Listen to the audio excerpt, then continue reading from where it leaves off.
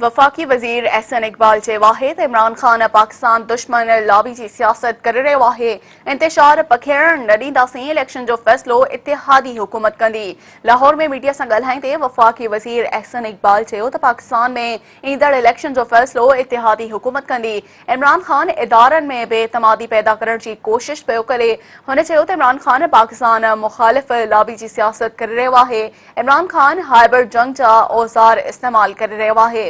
हुन चयो त इमरान ख़ान 2014 खां इंतशार पैदा करण जी कोशिश करे रहियो आहे।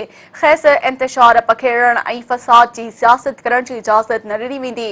इमरान ख़ान खे आईनी कानून मूजिब सियासत करण जी इजाज़त हूंदी।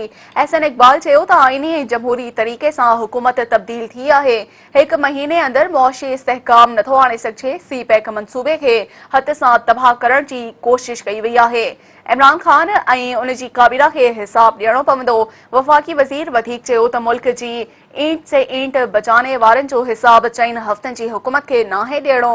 PTI IMF सां अवाम दुश्मन मुआहिदो कयो।